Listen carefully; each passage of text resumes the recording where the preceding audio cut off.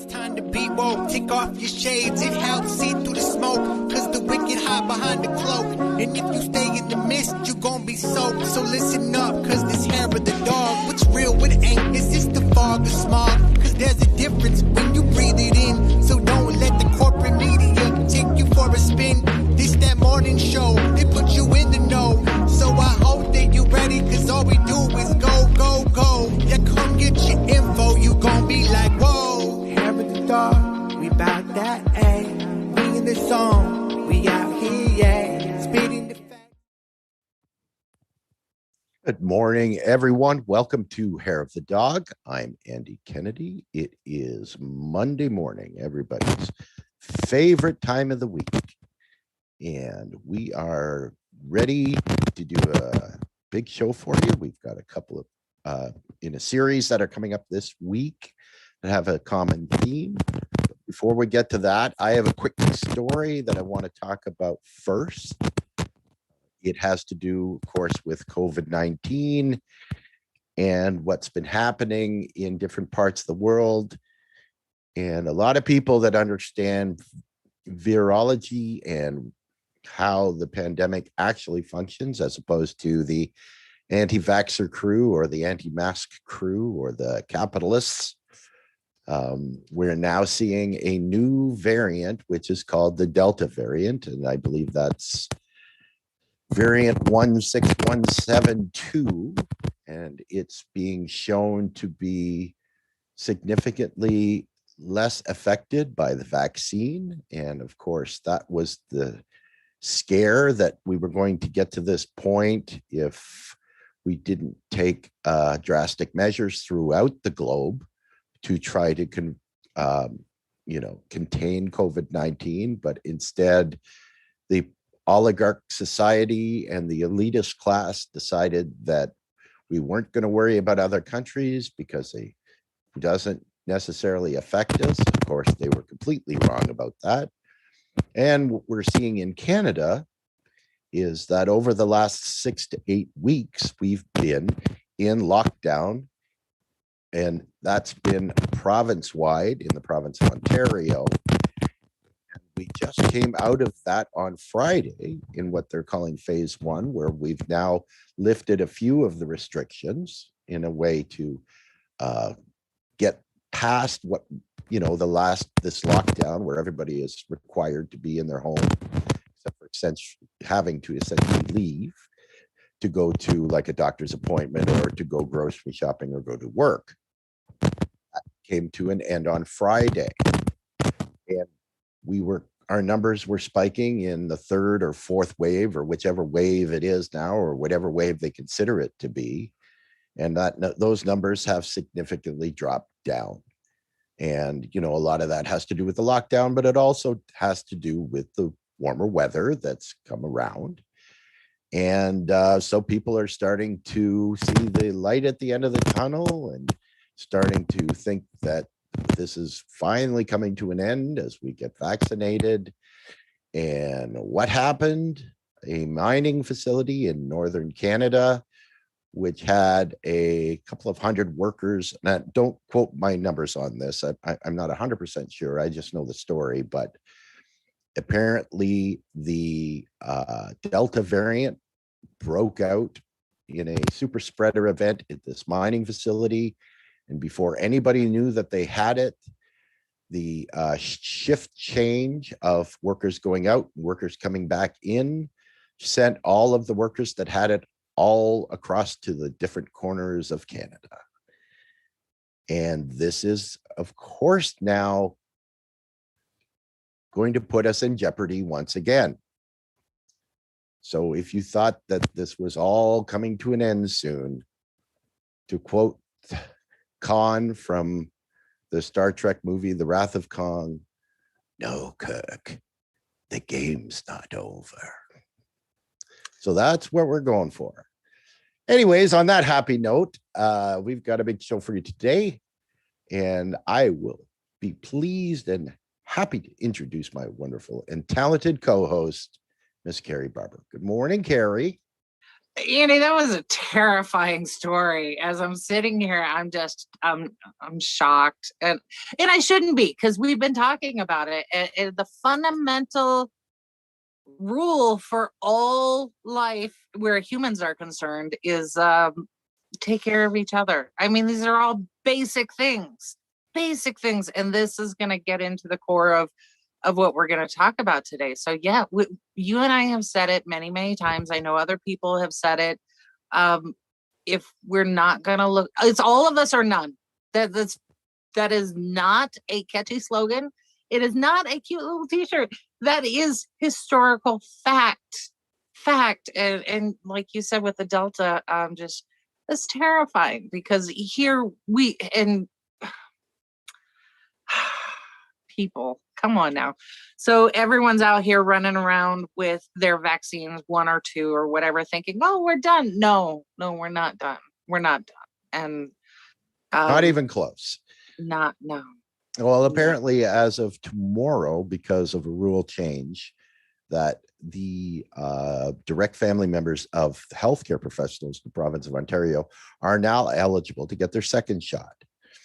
And so you have to wait 3 weeks from your first one, which tomorrow would have been 3 weeks ago for me. So there's a very good possibility that I'll be getting my second vaccine this week or early next week, which is good, except that the initial findings, and I don't think this is, been studied enough, but what they're talking about with this Delta variant is if you've had both shots of your vaccine, the Pfizer or the Moderna or the AstraZeneca or whichever one you got, that the efficacy of it with this Delta is 30%. Right. Wow. As opposed to 95% when it first came out. So that is that's crazy. So Holly joins us this morning. Good morning, Holly. And she appreciated your con reference, as did I, as a Trekkie. And she says profits over people. So Oz also joins in. He says, Carrie, how's your vaccine recidivism rate in your area? Well, Oz, I got to tell you, in New Mexico, we were leading the pack in all 50 states. But even our best now, I think Maine is ahead of us at 60%. We're at 52% of the entire population. So even the best states only have about half the population that have been vaccinated at all. Not 1 or 2, but just 1.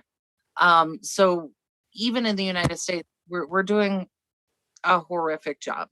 And then again, the profits over people, as Holly mentioned in the chat, it's just that's what we're going with, right? So people will die in other countries, and that the Delta variant will come back to the United States. So it is a massive plague that is still ongoing. And while people are crying about, I don't mean to belittle it, because it is trauma, but when people are upset about, I want to get back to normal, no, there is no normal now. This is the new normal, and we need to get used to it, because if we don't, again, the Delta is going to turn into the Gamma and all of these other things that are just going to be, all our efforts will be wasted. Absolutely. So. Yeah, it's a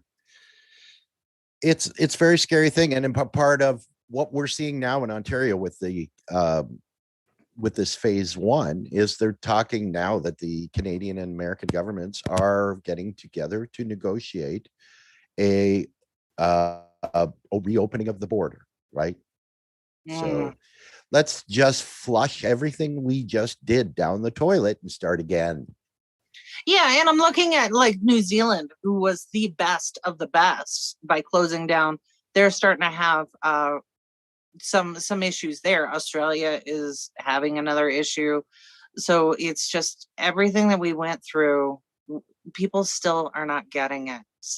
And I don't know what it is about the human population where we have to personally experience pain and loss to really understand it. And I guess not enough of us have died or suffered hospitalization, and in this country, medical bills that come from it.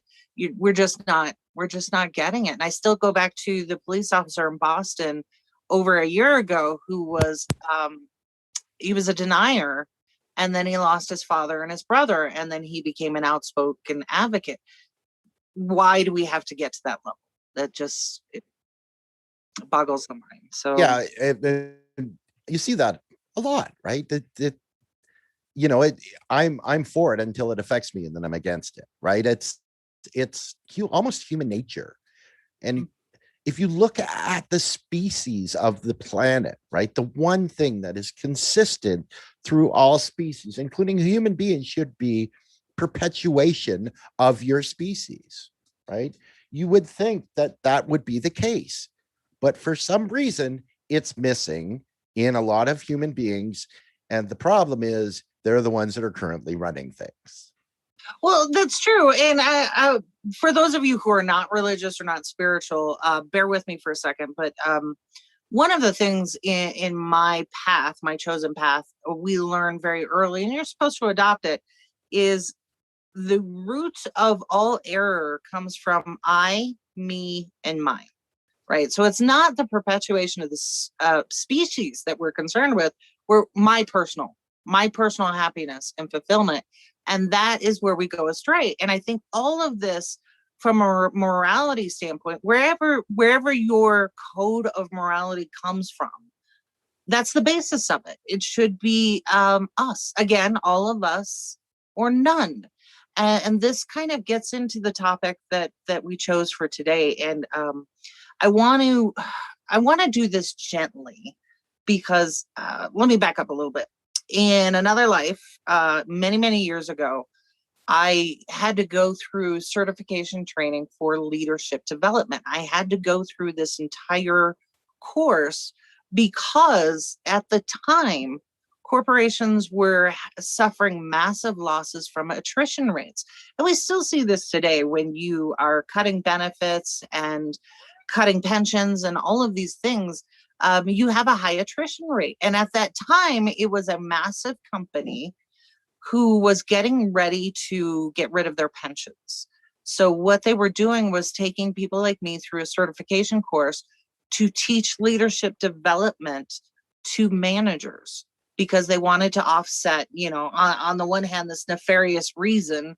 On the other, they wanted to develop their management because they recognized at the time that just because somebody's a good employee and you promote them doesn't mean they necessarily make good leaders, whether it's a small team or a big division or a senior vice president. So those skills are taught. And I go back to the marketing push where they said, I forget what the commercial was. Leaders are not made, they're born or something like that. I forget what it. And that is such bullshit. It is absolute bullshit. It was a marketing gimmick and people kind of bought into it, right? So we saw this under Reagan. We saw this under Clinton. Look at every president. They talk about the leadership, that they're born leaders. Bullshit. None of that is true. You have to learn how to be a leader. The same way you learn how to sew on a button, same way you learn how to change a tire. These are all fundamental things that people need to have, whether you do go into a leadership role or you don't. And I would say leadership is quantified by parenthood, or if you have fur babies instead of children. All of these things, the skills that you learn in leadership development training translate to just about every area of your life, except that we have stopped developing leaders. We just assume that you know what to do, or worst case scenario, you're going to learn from bad examples like the series Mad Men. All of that was the worst case scenario in leadership development. Absolutely the worst case. But we see people over and over going towards that model, what they see, emulating these bad behaviors, going into the dictatorial, authoritarian leader, my way or the highway. Sometimes it's a personality issue and sometimes it's a learned behavior. Because I'm the boss, you will listen to me. Doesn't work that way. It doesn't. And so there are several management styles that are available to you. And one of them is the authoritarian, my way or the highway. Another is what we call the democratic leadership developments. And that is, we're going to kind of get you a little bit of buy-in, but at the end of the day, I'm going to make the decision as the leader. And then the last one is kind of, I'm going to describe it in a derogatory way, but that drum circle where all opinions are valid and equal. And we're going to try and move forward in this jumbled kind of hegemony type of thing. And in my opinion, that is the worst case scenario for moving forward. I've seen it in organizations. It just doesn't work. And part of that is because while you may have a good idea, you don't necessarily have the experience to know that that idea fails for many valid reasons. And that's okay, but you need to be able to pull back and listen to somebody who has that experience, right? So the reason for doing this particular series is because we're seeing across the board, and we've seen this since 2015, we have some very well-meaning, very enthusiastic, progressive organizations, progressive groups, progressive movements that just don't seem to be making any headway.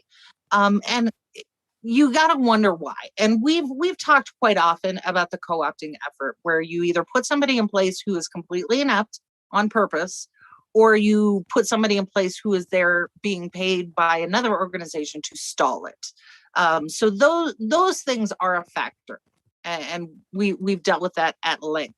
But now I want to take a look at leadership, because there are some stories that we're going to deal with later on in the week. And Andy and I don't do, we don't do a scorched earth. We try to always make it a teaching moment when there's a massive issue. And this is why I wanted to set up the groundwork for this week with a leadership review. Now, the course that I used to teach was anywhere from 8 to 12 weeks long. So obviously I can't do it justice in the short amount of time we have, but I want to pose it as an introduction. If you've never seen this before, or if you're not familiar with it, in my opinion, this is what's missing in progressive movements, in progressives themselves, in progressive organizations. It is the servant leader model. And I think that it is uniquely suited to progressivism because of what it teaches and what it demands of a leader. And I will say that not only have I taught this course to managers, but the evidence is very clear. And then I got to use it in a situation where I was at a massive insurance company and had 3 weeks to build a high-performing team, and then to take that team in 10 months and retool the entire company in 10 months to prepare for ACA. And not only did we do it, but we made such waves across all 5 states that the entire department was lauded significantly. Some of the projects that we came out with, some of the efforts that we were able to achieve just with a small team, and nobody had to work overtime to do it. So I know this works. I know it's proven, and I want to introduce it here today. So Andy, let's start with the first graphic here. Okay.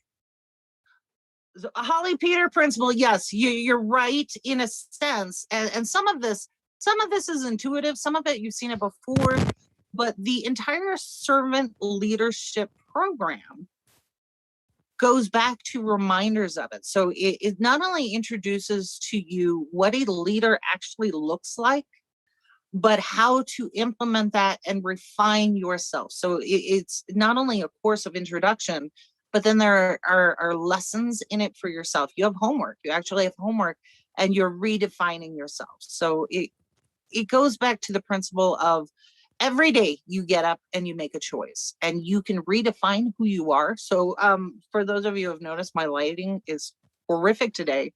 And the reason for that is I am personally going through, I don't want to call it a rebranding, but it's this massive shift in what I thought, what I knew, and what I'm doing. So I am sitting right now in the middle of the desert.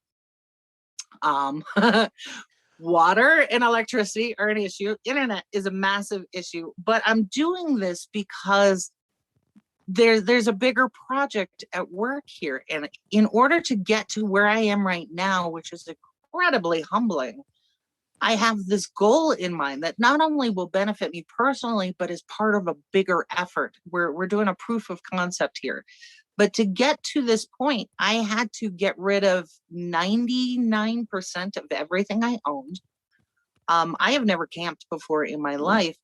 And I am now living in the middle of the desert with a water tank and a generator. And it's terrifying. But this is part of the transformational thing that I have to go through in order to get to this larger goal. And the entire program with servant leadership is the same. It is the same. And it begins with the principle that you as a leader are last. You are the servant for everyone that reports up to you and below that. So your core job as a leader is to remove barriers. Number one, remove barriers from the people who are actually doing the work. So when you think of every CEO, and I tell you this, and I mean it, and I have seen this time and time again, every CEO at every major company could be replaced with a 9-year-old today. Absolutely. And the company would still function. And you probably have a better time of it. That is because they don't actually do the work. They are the chief spokesperson and salesperson, but that's it. That's all they do in a public setting, or at least that's all they should do. So with the leadership development, what you do as a leader is you retool the ego, you quiet that ego, you get rid of it, and you become humble.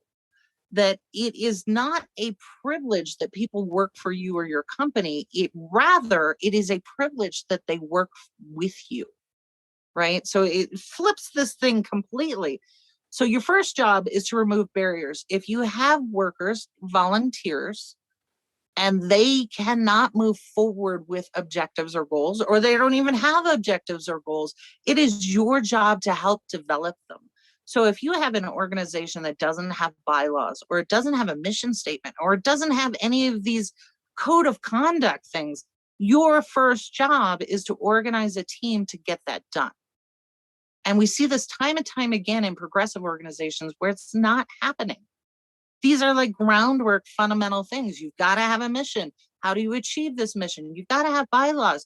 You've got to have a code of conduct. So when Andy and I went independent, one of the first things we did was an operating agreement, right? And I think, Andy, you kind of have these skills naturally, which is why I think we get along. Because you're always about taking the high road and having in writing what we will do, what we will say, how we will behave. And then you're very good at reminding me that, because I'm I'm a little more cutthroat. But Andy's right there to say, no, we're going to take the high road and we're going to do X, Y, and Z. And if that doesn't work, then we'll back up and try a new tact. So this is part of where that humility comes in. Then the other part of it is not just that you remove barriers. This one is most important. It is your job to protect your people from the suits, is what it's called. Suits meaning the board of directors, outside influence, any of those people who are very important in a perceptive model who may come after your people. Right. So if you're a middle manager, you're a lower manager, and your boss comes after one of your people, it is your job to defend them amicably. So that is part of taking the high road. If one of your employees has done something, or one of your volunteers has done something, it is your job to say, okay, what is the problem? Let's identify it. Is this objectively wrong? Did we have things in place where this person knew it was objectively wrong? If they did, what is the discipline process in place right now to make sure that they understand it? If all of that is not there, then that is you as a manager that is fully accountable. And this again goes through from big corporations down to small organizing efforts. This is what it means to be a leader. And we'll go through why this benefits you as an organization, because it does exponentially. I mean, corporations across the board have been using this for years quietly, uh, because it goes against the neoliberal mindset. So you probably haven't heard so much about it, except in one example we'll get to. And And this Carrie, is, if you don't mind, yeah, I'd like to just chime in with a specific example of my work experience. As some of our viewers might know, I was an electrician for 30 years at the General Motors plant in Ontario, in Southern Ontario. So it was from age 21 to age 51. So 30 straight years. And all that time, my direct supervisor was probably recycled through, I would say, an average of about once every 4 to 6 months. So I would get a new supervisor because of the size of the plant and how many people are being shuffled around. And so you think of 30 years, so every 4 to 6 months, so that's at least 60 supervisors. The supervisor or the manager that you're describing there, I can only think of 3 that I would describe in that way. Mm-hmm. Yeah, and I think if you're an executive in an organization, board of directors or something, and you're not familiar with this, how would you know? How would you know that this is one of the biggest, most effective tools that you have to train everyone else so that you meet your numbers every time? Absolutely. And going back to the example that I lived, I had a very small team, but we were so high performing because we implemented these leadership principles. So not only was I accountable for everything, absolutely accountable, not the people who reported to me. I was accountable. I was able to give them the leadership development program so that they themselves could do it. And to this day, I am so privileged that any one of those people on that team today, they're like, anywhere you work, I want to come work for you. Absolutely. Because it's not only creates harmony, but getting back to the basics of a livable wage and everything else, this whole nonsense that people don't want to work. No, we fundamentally want to work, but we want to do something with meaning. We want to do something that has objectives and goals that we can meet and challenges us. We want to be challenged. And if you doubt that at all, look at the productivity numbers, right? So look at the people who work at Amazon. We are not decrying the work that Amazon does. What we are decrying is the way that the people are treated. They're not treated like human beings. They're not given respect. They're not given ownership. And if that happened, you think Amazon is making a profit right now? They would be off the charts, absolutely off the charts. So couple comments that came in. Jim Bird, Jim says, transforming since Sanders campaign 2015. And Jim, I get that you may personally be doing that, but I do want to push back because the Sanders campaign was very good at pointing out issues and they provided policy, but they did not train leadership development within their own campaign. And how do we know that? Because afterwards we saw several complaints that came about and things like that. Now, you're always going to have complaints in an organization. It happens. It's the nature of a diverse workforce.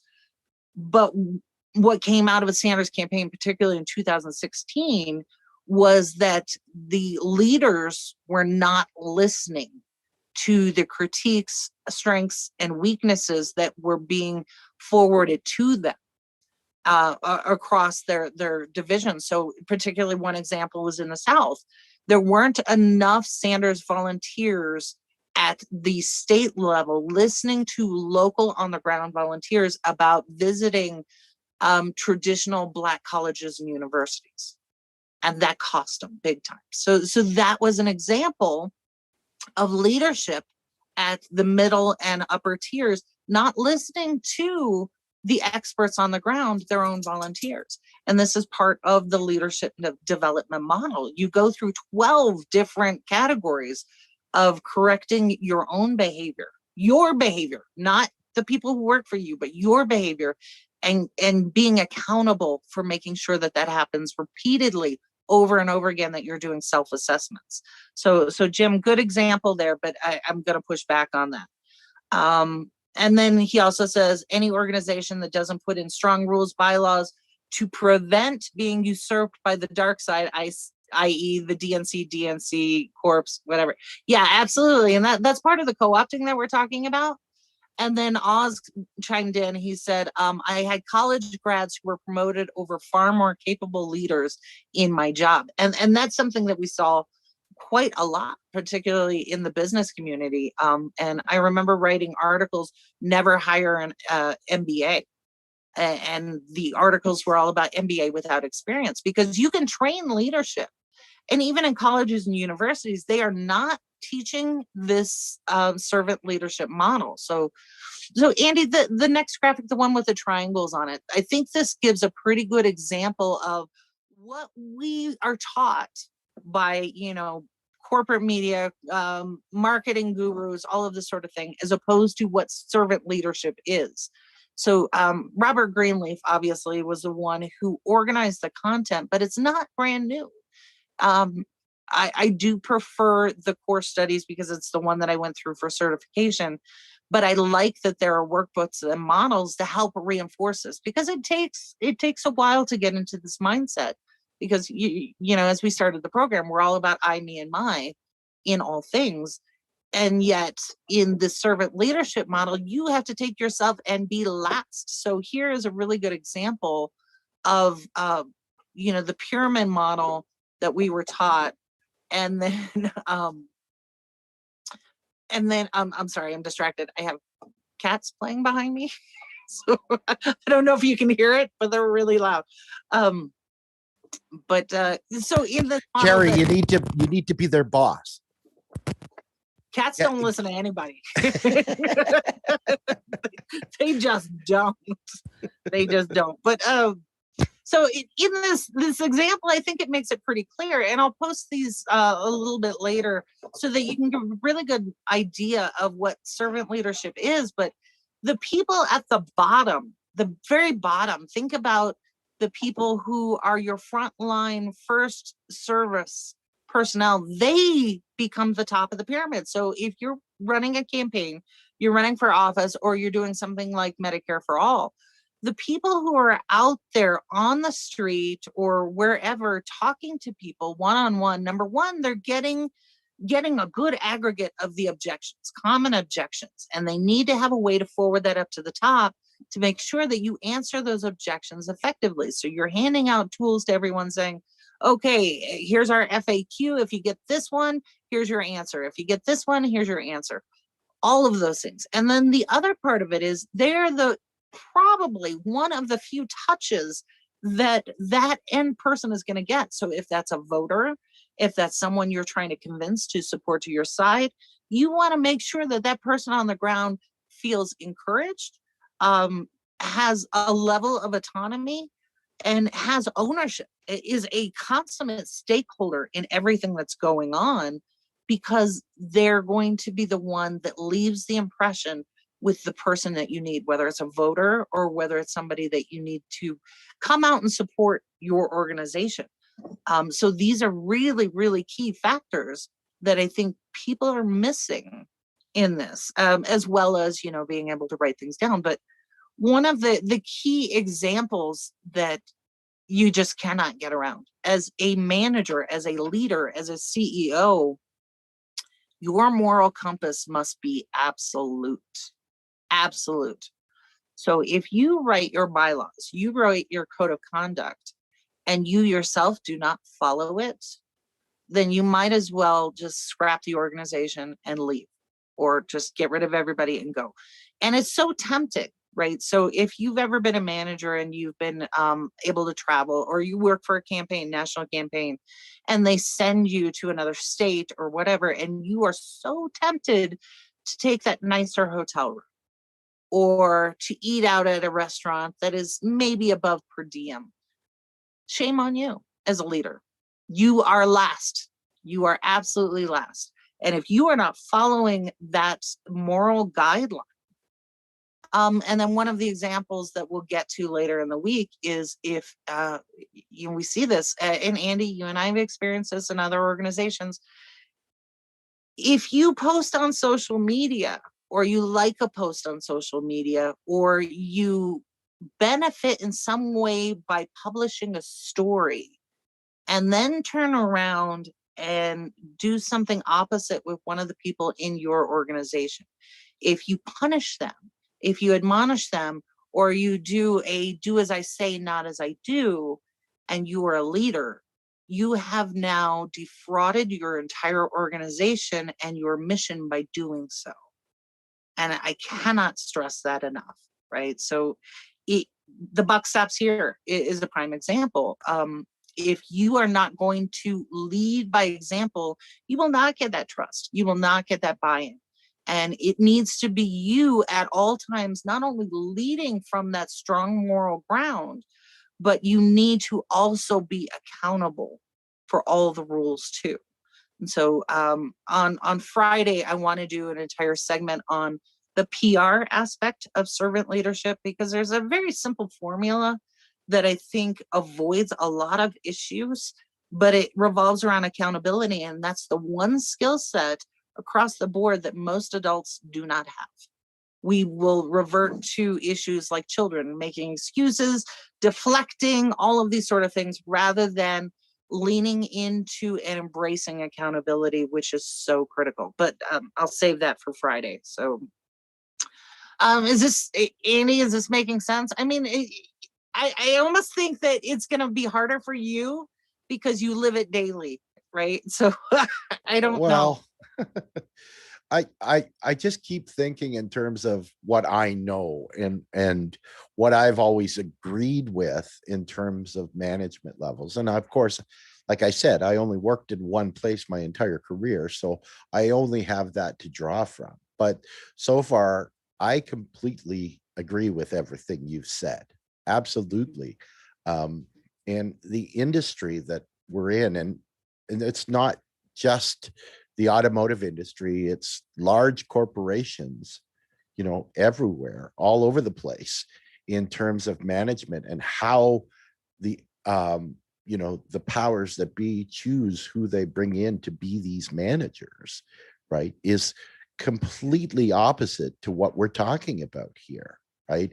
It got to a point where I worked that the managers that they decided to hire to bring into the organization when they needed to hire some were kids, that were just out of college or university, that were basically a completely blank slate, right? And then they would go through management training, but they were told things like, the workers are trying to screw you, don't let them, and never trust them, right? That was the entire mindset. And the industry overall, right? I remember seeing articles in the newspapers saying, that to attract investment, corporations were getting their managers to treat their employees poorly because that attracted more investments if they knew that the upper echelon of the company were maximizing profits and minimizing, the safety of the workers and the treatment of the workers. And those were the ones that made more money. Right. And it's always short-term gains. And so what I'm talking about is sustainability and growth, right? So we went from the quality model down to the quarterly model, tied it to executive compensation. And in particular, my favorite little scheme that they do is you have different, at the end of the year, depending on how the company did, you might get a dividend or a bonus, but the executive level calculation was always a little bit different than the regular folks. And that is the opposite of what should be done, because that is short-term gains. And in those companies, you see them struggling for profitability. You see them struggling for growth potential and market competition. So they have to go through nefarious things in order to maintain existence. Whereas companies that have adopted the servant leadership model, organizations that have adopted it, are growing exponentially. One of the prime examples that I studied, and it might be a little bit little aged for people, but Southwest Airlines. So Southwest Airlines at one time was headed the way of Piedmont Air. And I can hear everybody going, who? Piedmont Air? Exactly. Piedmont used to be a very thriving competitive airline. They're gone. And Southwest was going through the same thing. And this was under the Reagan years, early 80s, early 90s. And the leader of that organization, and what the hell was his name? Hugh? Oh, I should know it because I did a thesis on it and I'm drawing a blank. But he went to his employees and he said, look, I cut my salary in half. And I want to be frank with all of you. If we don't make some changes. Now, this is not at a time when CEOs were making 300% more. I think he was making 20 to 30% more than the lowest employee in his organization. But he went back to them and he said, Herb Albert was his name. He went back to them and in a company-wide organization, he said, look, if we don't make some serious changes, we are going to fold. And I don't want that to happen. So here's what I'm proposing. I want you to come back in 1 month with 3 ideas to help save our organization. I'm not going to tell you what those ideas should be. I'm not going to guide you in any way, shape, or form, but I want you to come back with your top 3. And they did. And one of the things that the employees did was they voluntarily took a pay cut, all of them across the board, same pay cut. The other thing they did was, we want to be able to tell you where things are going wrong, where things are inefficient, where we could do better. And that was the second thing. The third thing was, we want to have autonomy for customer service, because right now, if somebody is sitting in a waiting area and they're complaining, there's nothing I can do. I can't do anything. Give me some power to make that customer happy.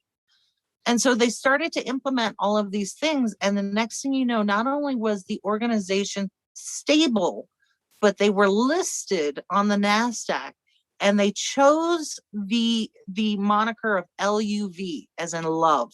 And you still see that today. If you go out on the NASDAQ and you look up Southwest Air, that's why they're called LUV, because they went to a love model. We are going to take care of each other.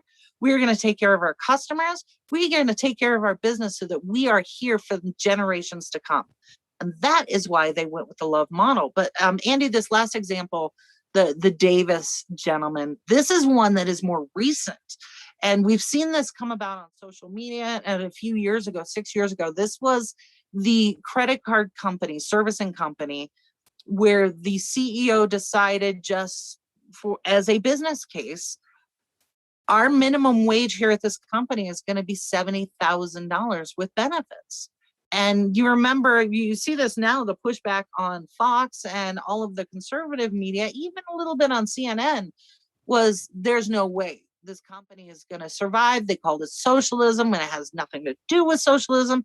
This is part of the servant leader model. Not only are you the servant to your employees, but part of you protecting them from the suits is taking care of your people. Absolutely taking care of them, whether that is financial, whether that is defending them, whether that is removing barriers. This kind of encompasses all of the subjects of servant leadership. Take care of your people.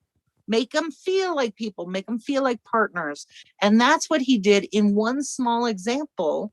This company did many different things, but the biggest example that we saw that was so shocking was the salary raise. So now here we are 6 years later, and they are a case study for Harvard. They're a case study for all of these different businesses, and they're going through the roof with their profitability.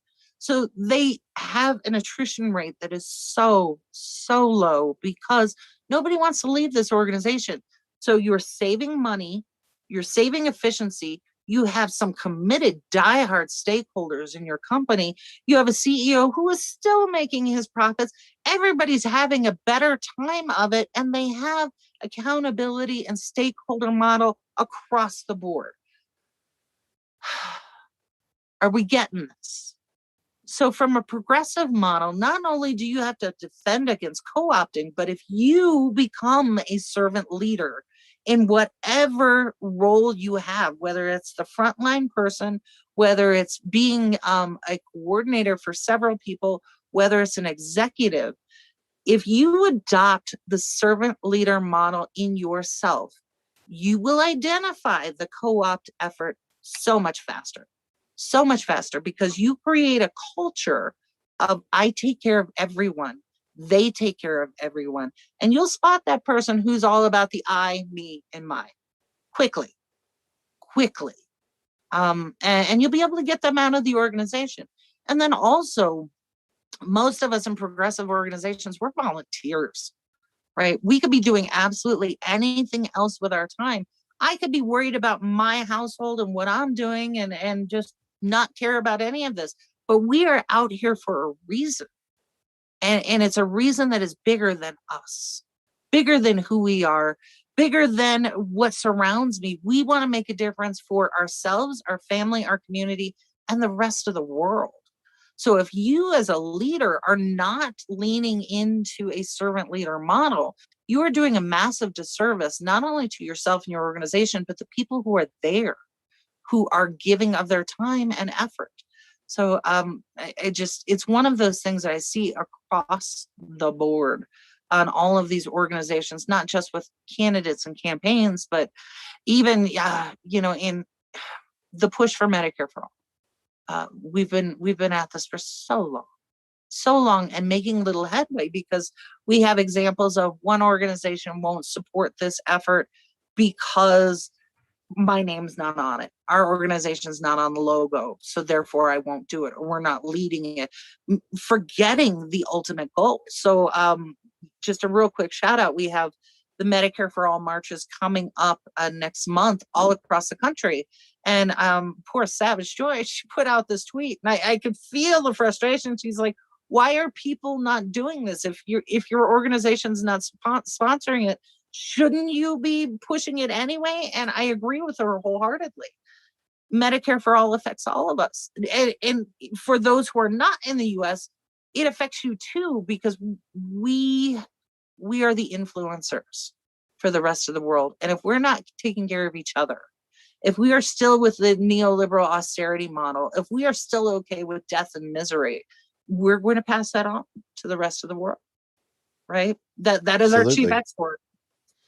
Yeah. So, and if we've talked about this so many times, Carrie, about why the left isn't better at promoting itself and why we can't seem to get any traction when it seemingly looks like there's more of us than anybody else in society, right? Why can't we do that? And I think a lot of it, of course, is what you were talking about. And people make excuses that, the center, the centrist DNC, the Democratic Party is so much more organized, and the Republicans are so much more organized. They're so easier to keep in line, and a lot of people always say that, well, they're so much better funded and they have so much better structure. Well, if we have the numbers, you and I have demonstrated on a basically no budget at all to have a relatively successful little show between the two of us, right? And that's organizing. That's not has anything to do with money. It has basically just doing things right. Yeah, I totally agree. And with your examples, when we talk about the RNC and the DNC, they're Piedmont Air. They're dying. They know it. This is why they are coalescing and working together on so many different things.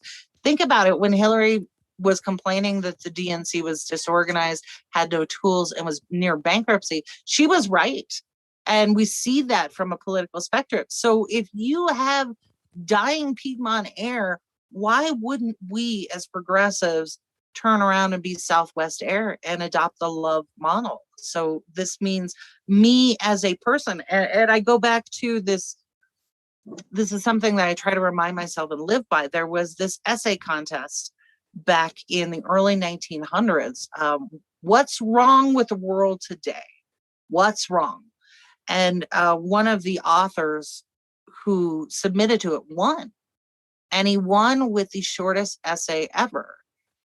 His response to what's wrong with the world today was 2 words: I am. And he won. And that is still true today. What is wrong with the world today? I am what's wrong with the world today. What can I do to be better? What can I do to be better to the people around me? What can I do to run an organization better? What can I do to reach out to people the way that I want to be reached out to? And that is what the progressive movement is supposed to be about. But I think a lot of us forgot about it, where we put ourselves in situations where I need this income, so therefore I'm going to do things that maybe are a little sketchy. Or if I'm a candidate in a campaign, I am going to make promises and pledges that I'm not going to follow up because this person over here has promised me a whole bunch of money not to do that. So today was setting I up the. agree with that completely. I'm sorry for interrupting, Carrie, No, but please. no, it's one of the phrases that or catchphrases that came out of the Bernie 2020 run was, "Are you willing to fight for someone you don't know?" Right, and I think that that was a very revealing thing. That if you can ask yourself that and the answer is no, then you have it, then you can't really call yourself a progressive, right? I think that you have to come to a better understanding in society that we all grow together or we don't grow at all, right? We've made that point several times. And I've talked to so many different Americans through these media or platforms and what have you, that are only concerned with their own well-being and don't give a crap about anybody else, right? And I think that that is, by and large, a large portion of why the United States is where it is, right? And I'm not saying that people are generally say think that, but the American propaganda, the greed and the mean scenario that look out for number one and take care of your own and screw everybody else, right? The more people that we can come to an understanding that if we advocate for policies that help everyone, you're included in that. It helps you as well. And people don't make that connection. Right. Exactly. So with that said, I wanted to set up this particular discussion, and I'm going to lean into accountability because on Wednesday we're going to have a very special guest back, and this is me in particular. I'm not going to speak for Andy, but this is me in particular living up to the accountability, because I have been holding on to this information for a couple weeks, and I want to be accountable for making a conscious decision to hold this story, which to me an omission is still a lie. And I have been uncomfortable with it, but I was asked to hold this story so that others could make an effort to build bridges. And I've held it as long as I possibly could, but I feel like whatever effort was attempted has now gone. And this is an effort at accountability to do the right thing and do my job as a journalist, because there are some situations that have developed across a couple different progressive spaces where good people are being hurt, through this lack of accountability and lack of leadership in other areas. So I'm going to bring that story with you, and Andy, I'm going to rely on you to keep us on the high road, but we need to tell it. And it's something that has bothered me for a couple weeks now, particularly our participation in this story. So this is kind of like clearing the air for us, for me making decisions that I was uncomfortable with, to participate in activities that may not have been purely on the level when it comes to ethics and morality. So yeah, this is part of servant leadership, being accountable and being able to stand up for decisions you made that may not have been the right ones. So that'll be Wednesday. That's all I got for today, Andy. Well, that's good, because that's all I got for today too, pretty much. And hopefully when I come back on Wednesday, I'll have all of this fixed and a little better internets. So back to business as usual. So pardon the dust. So. Oh no, it's you're fine, Carrie. Your audio is nice and strong. You know, you're a little ghostly, but that's okay. It's good for the fear factor, right? Yeah. I'm always ghostly. Although I am now taupe. I have numerous suntans for me. So yeah, we get a couple people with some technical issues. So thank you for letting us know. We'll work on that. So this Leslie, Jerry, Jim, yeah, Leslie says it's all about the money, unfortunately. Yeah, Leslie, you may be right, but I think there's another piece of it that's in there, and we're going to talk about that on Wednesday. So I hope you join us for that. Jerry McCauley says, hey guys, good morning, Jerry. How are you? And then thank you to Jim and Oz for weighing in with their examples today. You guys really help round out the conversation and make it.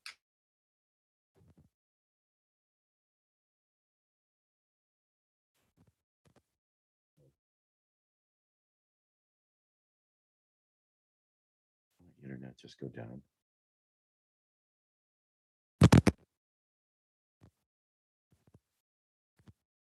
So unfortunately, that didn't happen. So we'll be back on Wednesday, and I'm purposely being a little obscure on this one. So more information is coming. Join us back here on Wednesday, 10 a.m. Eastern. We will be live, fully interactive, and hopefully get some of these tech issues out of the way. So thank you so much for tuning in. Andy, take us out.